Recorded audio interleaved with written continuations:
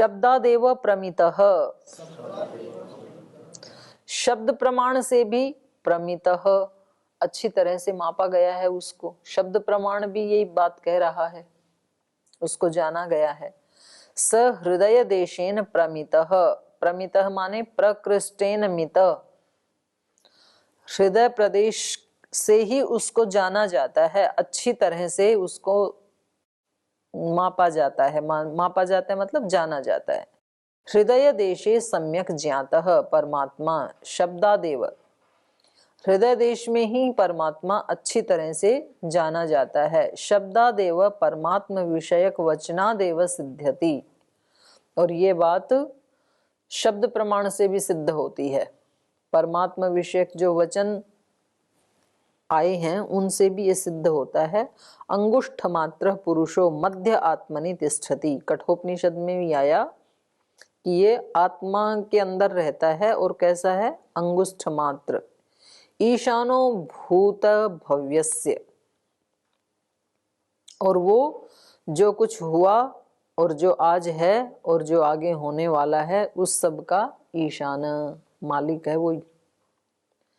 भूत भव्यस्य ईशान इति शब्देन परमात्मा जीवात्मनि तिष्ठति, तो बोले यहाँ कठोपनिषद में जो भूत और भविष्य इस सब का जो मालिक है तो वो जीवात्मा तो हो नहीं सकता है, तो उससे क्या लेंगे हम, परमात्मा ही लेंगे।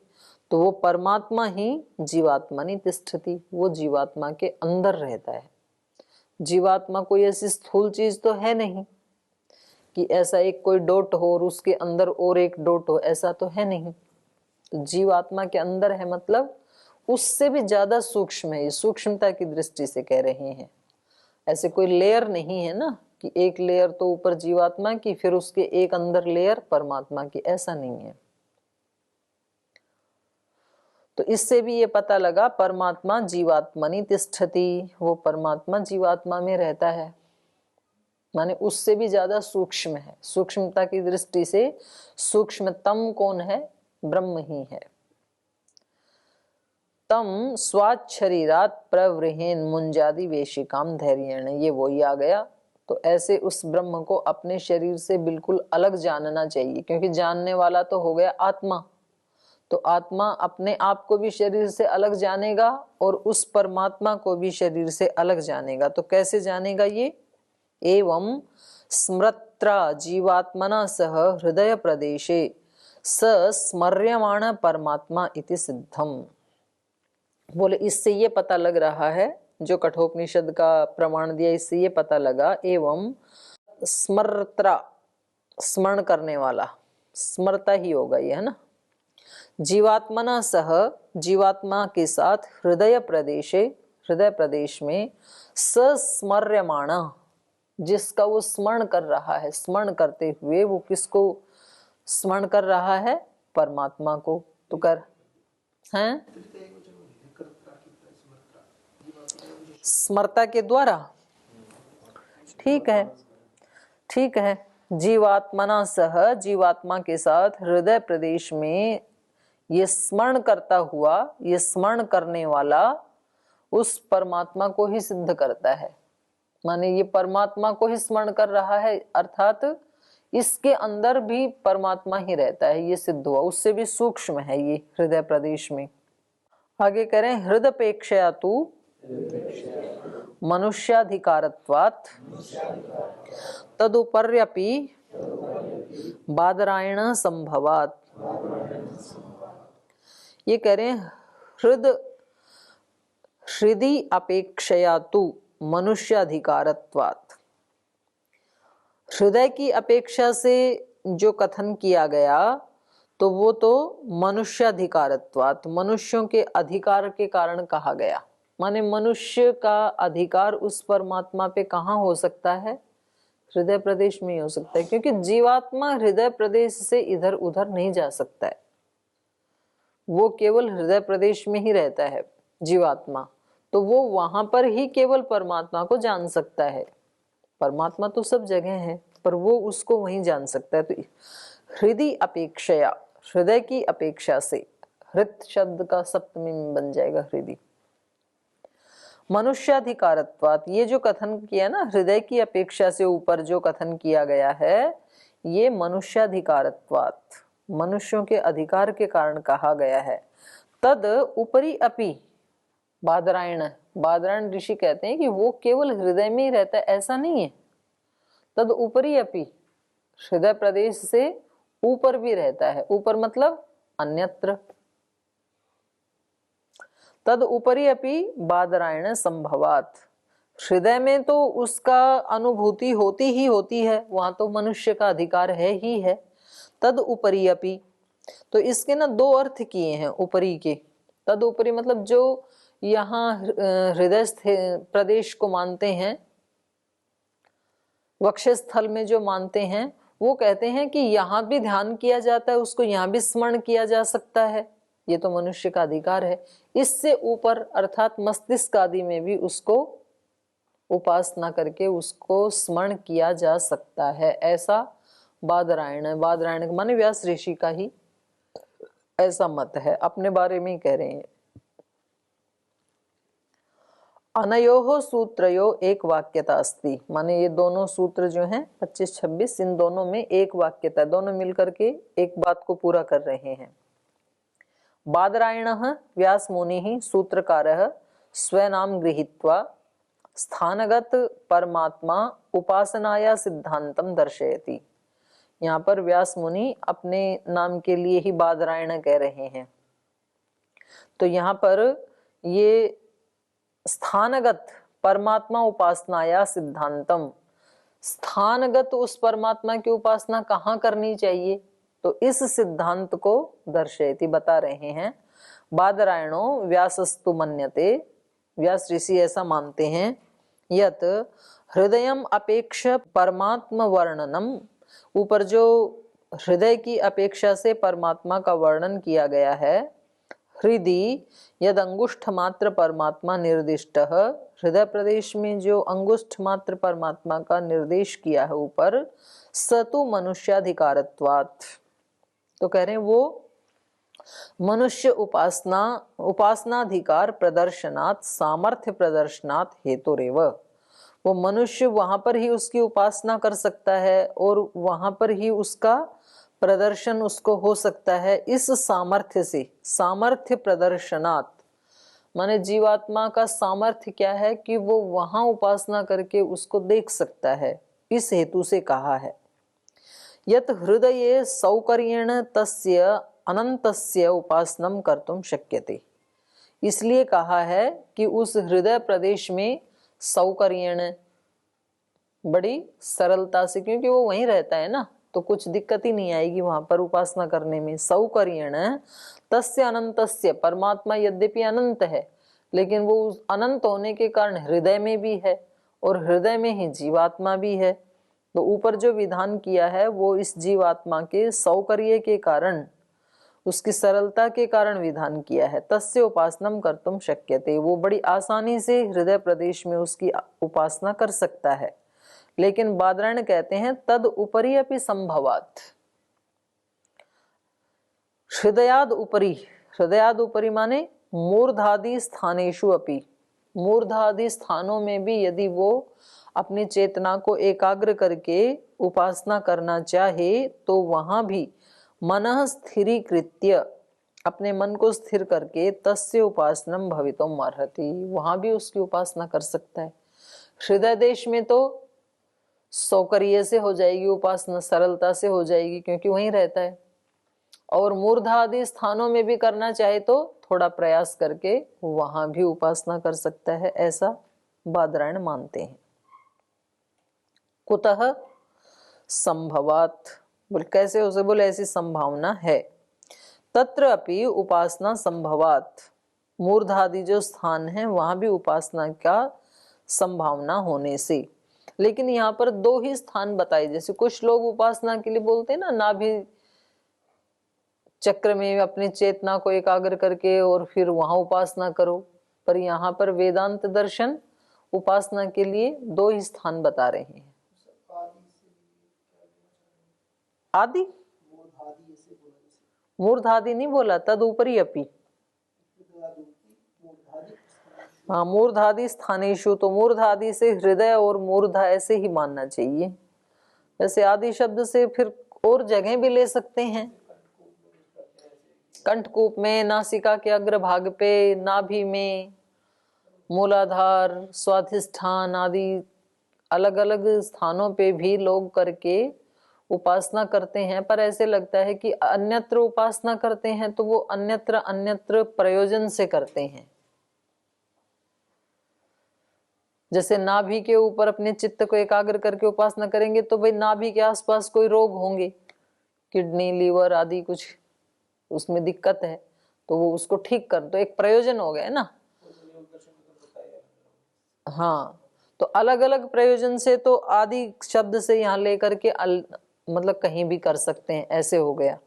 लेकिन ईश्वर प्राप्ति के लिए, ब्रह्म के दर्शन के लिए ऐसे लगता है कि ये दो स्थान को ही ज्यादा अच्छा मान रहे हैं, हृदय और हृदयाद उपरी। सूत्रकार ने तो उपरी शब्द कहा ना, मूर केवल, तद उपरी अपि, तो आदि शब्द तो इन्होंने लगा दिया भाष्यकार ने, पर सूत्रकार तो दो ही स्थान को बता रहे हैं, या तो हृदय या तो हृदय के ऊपर।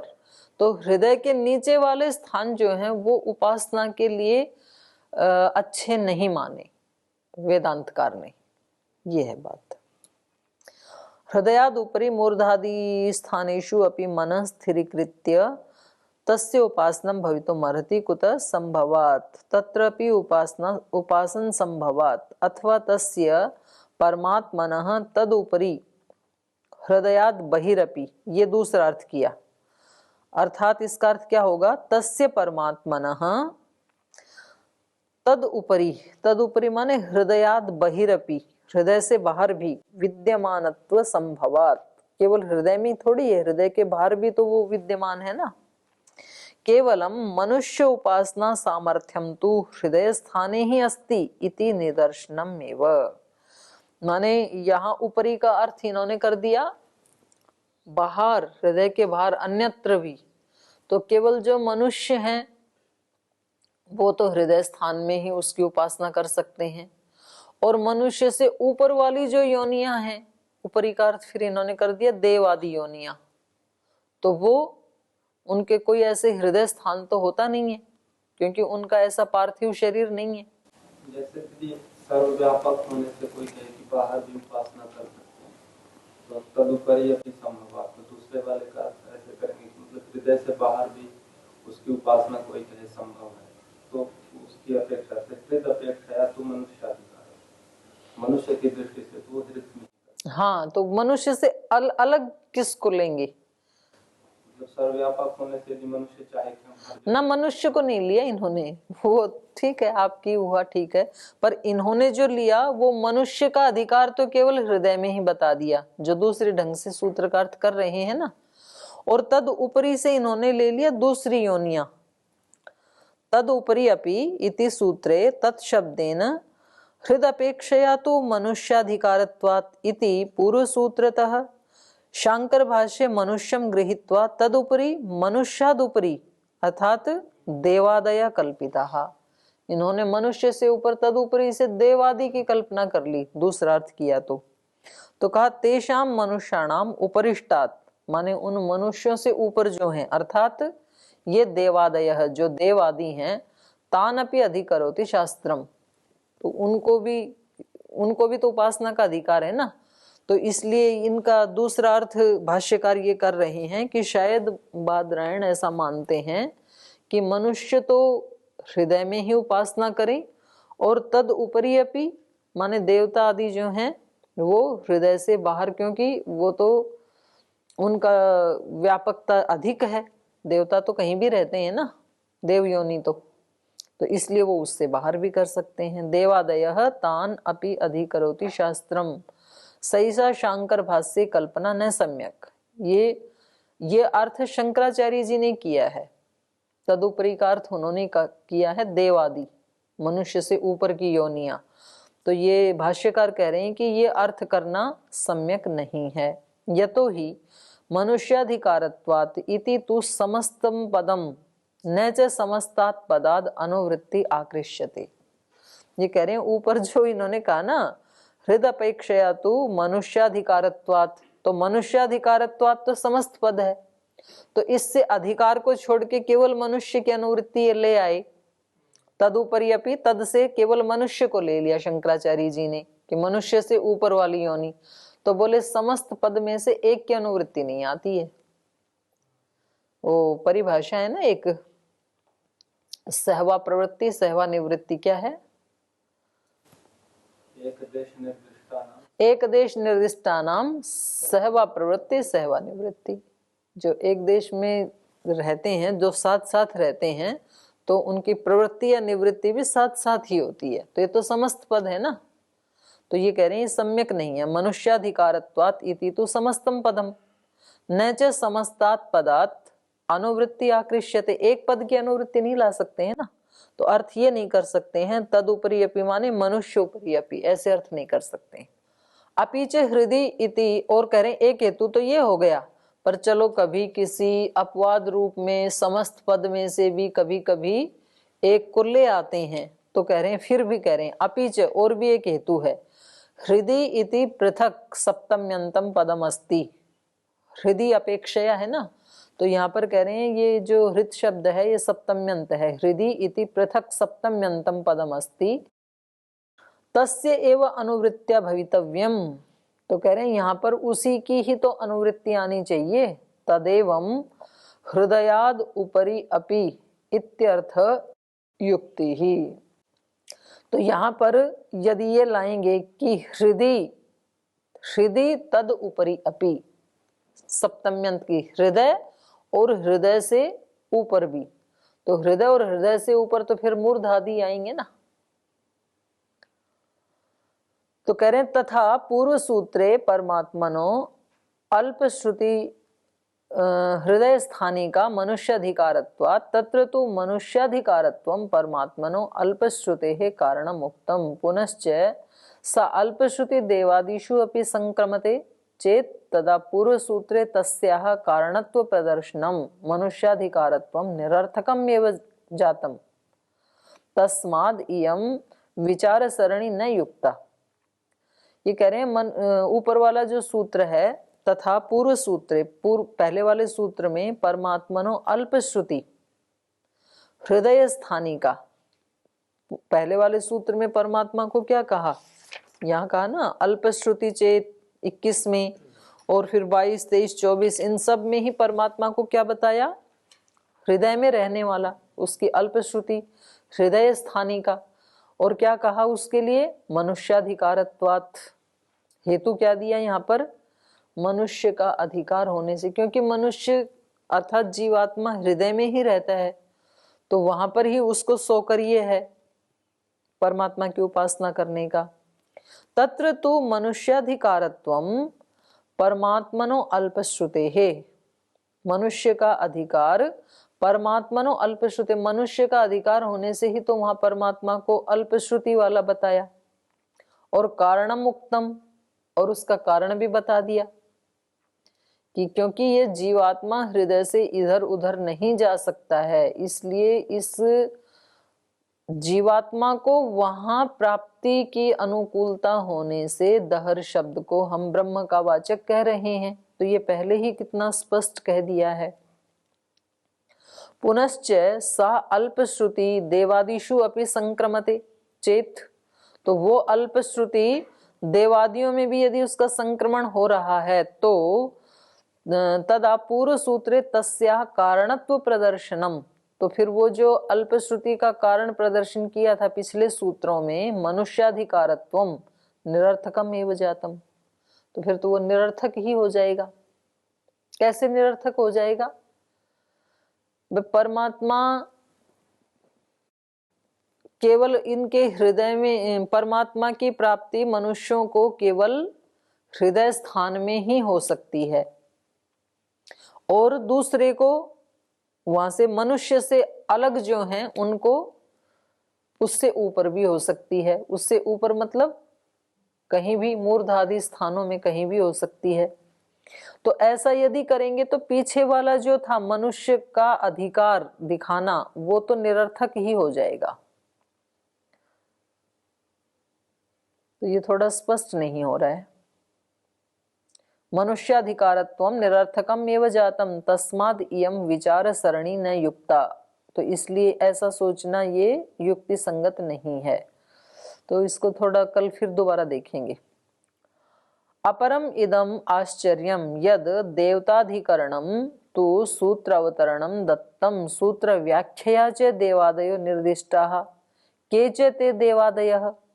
हाँ, ये इनका एक अलग और खंडन का हेतु बता रहे हैं। ये अपरम इदम आश्चर्यम, एक आश्चर्य ये भी है कि शंकराचार्य जी यद देवताधिकरणम तु सूत्र अवतरणम दत्तम, माने सूत्र का ये अर्थ करते हुए देवताधिकरण तो बता दिया इन्होंने। सूत्र व्याख्याम च देवादयो निर्दिष्टाः, और सूत्र की व्याख्या करते समय देवादि का निर्देश कर दिया। केचे ते देवादय, तो वो देवादि कौन है, क्योंकि देव कौन कौन हो सकते हैं।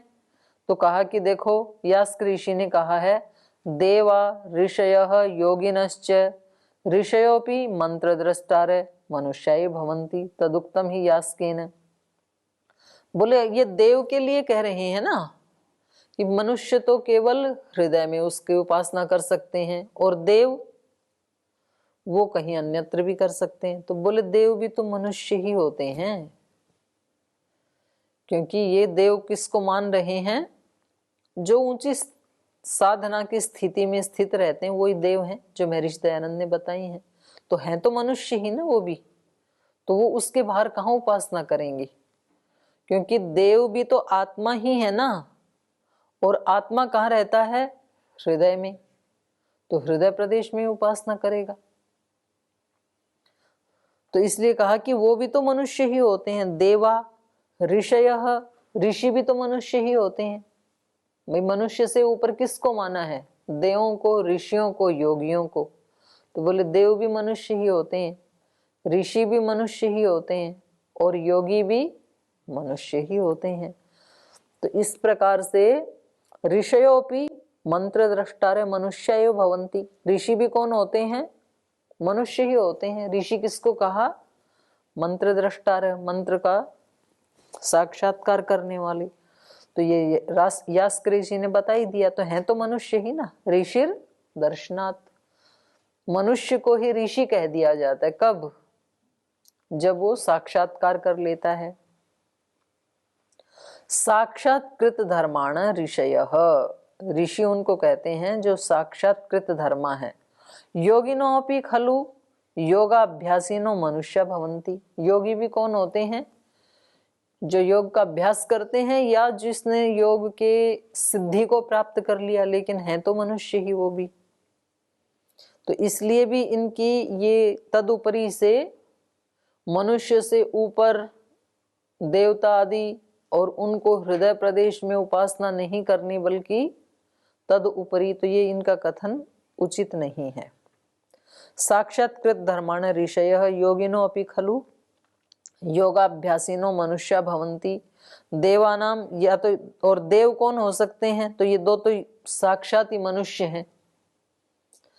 वैसे देव भी वो होते हैं देवोदानाथ, जो समाज को देने का ही काम करते हैं, पर होते तो मनुष्य ही हैं वो भी। संगति से तो मनुष्य हैं, संगति से देव मनुष्य योगी, मनुष्य की श्रेणी ली जाएगी जैसे तीनों को। हाँ, नहीं, देव कहते ही उनको ही है ना। यास्क ऋषि ने देव का भी तो निर्वचन कर दिया ना, देवोदानाथ, देवदीपनाथ, देवोद्योतनाथ, तो हैं तो मनुष्य ही सारे। और या फिर देव इनको माना है, जो जड़ देव माना है वो पृथ्वी जल अग्नि वायु आदि को, इनको भी देव माना है। ये इसमें अपने ऋग्वेद आदि भाष्य भूमिका में महर्षि दयानंद ने भी वही वहां से उद्धृत करके वो ही देव की परिभाषा दी है, यास्काचार्य की ही। तो कह रहे हैं ये तो मनुष्य ही होते हैं। और दूसरा देव, यदि इनको कहें हम देवानाम पृथ्वी जल अग्नि वायु सूर्याणाम नहीं उपासना प्रसंगो, तो वो उपासना नहीं कर सकते, क्योंकि वो तो जड़ हैं, तो वो क्या उपासना करेंगे। तो कह रहे हैं नहीं उपासना प्रसंगो न च प्रयोजनम तेषाम जड़त्वात् तस्माद् अयुक्तम शांकर भाष्यम। तो कह रहे हैं ये उचित नहीं है। हम देव का ये तदुपरि का अर्थ हम क्या ले रहे थे, हृदय के ऊपर मूर्ध आदि जो स्थान है वहां भी उपासना कर सकते हैं, ये अर्थ लेना ही उचित है। तदुपरि से यदि हम कहें कि मनुष्य से ऊपर की जो श्रेणी देवता आदि, ये अर्थ उचित नहीं है, क्योंकि देवता आदि श्रेणी भी मनुष्य ही होते हैं, वो भी आत्मा ही होते हैं और वो भी आत्मा हृदय स्थान में ही रहते हैं। तो देव आदि कहने से कोई अलग योनि है ऐसा नहीं है। ठीक है जी। विरोध कर्मणि इति चेत न अनेक प्रतिपत्तेर दर्शनात्। अब ये कह रहे हैं स्थान का भेद होने से विरोध कर्मणि इति चेत, कर्म में तो विरोध हो ही जाएगा। स्थान का भेद करेंगे तो माने एक हृदय में उपासना करें तो अलग कर्म हो गया, फिर आज्ञा चक्र में करें तो अलग कर्म हो गया, ऐसे ही मूर्ध आदि में करें तो स्थान भेद से कर्म भेद भी तो हो जाता है ना। तो कह रहे हैं विरोध कर्मणि इति चेत, स्थान का भेद होने से कर्म का भी भेद हो जाएगा, ऐसा कोई कहे तो कह रहे हैं न, ऐसा नहीं है। अनेक प्रतिपत्तेर दर्शनात्, क्योंकि ईश्वर के अनेक गुण हैं और अनेक गुणों की अनेक उपासनाएं हो सकती हैं और अनेक प्रतिपत्ति भी हो सकती हैं, तो अनेक प्रतिपत्ति देखी ही जाती हैं। प्रतिपत्ति मतलब ज्ञान, तो अनेक ज्ञान होते ही है ना उसके, अनेक कर्मों के, अनेक गुणों के। कर्मणि विरोध इति चेत, बोले कर्म में विरोध हो जाएगा, अलग अलग जगह उपासना करेंगे तो उपासना एक जैसी नहीं रहेगी। फिर हृदयाद अन्यत्र अपि यद उपासनम क्रियेत तदा कर्मणि, अर्थात ब्रह्म चिंतन कर्मणि किं वा परमात्म स्वरूप उपासना कर्मणि विरोध प्रसज्जेत। परमात्मा के स्वरूप की उपासना रूपी जो कर्म है उसमें विरोध हो जाएगा, अलग अलग उपासनाएं हो जाएंगी। यतो ही देश भेदाद उपासना भेद प्रचक्षते, क्योंकि देश का भेद होने से उपासना कर्म का भेद भी होने लगेगा, वो भी देखा जाता है। इति चेत कश्चन कथयेत तर्हि न नैवम कथनीयम, ऐसा कोई कहे तो ऐसा नहीं कहना चाहिए। कुतः अनेक गुण कर्मणाम सिद्धि शक्ति तत्र परमात्मनि दृश्यते, अनेक गुण कर्मों की सिद्धि और शक्ति उस परमात्मा में देखी जाती है। ज्ञानी भी ध्यानी भी शास्त्रेषु च, ज्ञानियों के द्वारा, ध्यानियों के द्वारा और शास्त्रों में अनेक प्रकार की उसकी शक्ति, उसके अनेक गुण कर्म देखे जाते हैं। परास्य शक्तिर विविधैव श्रूयते स्वाभाविकी ज्ञान बल क्रिया च, अस्य इस परमात्मा की जो पराशक्ति हैं वो विविधैव श्रूयते, अनेक प्रकार की ही सुनी ही जाती हैं।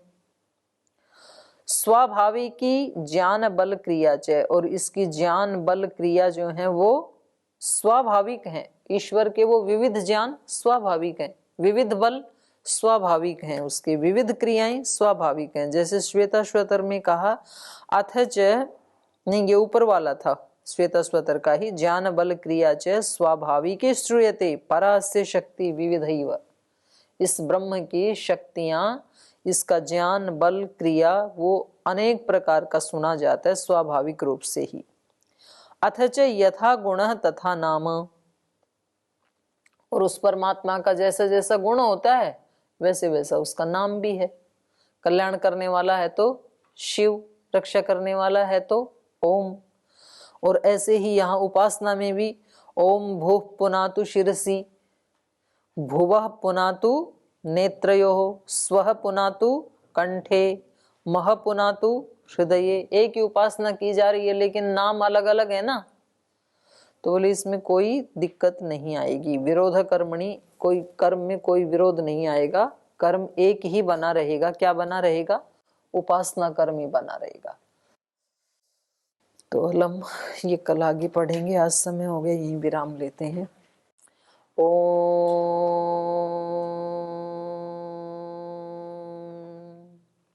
शांति शांति शांति।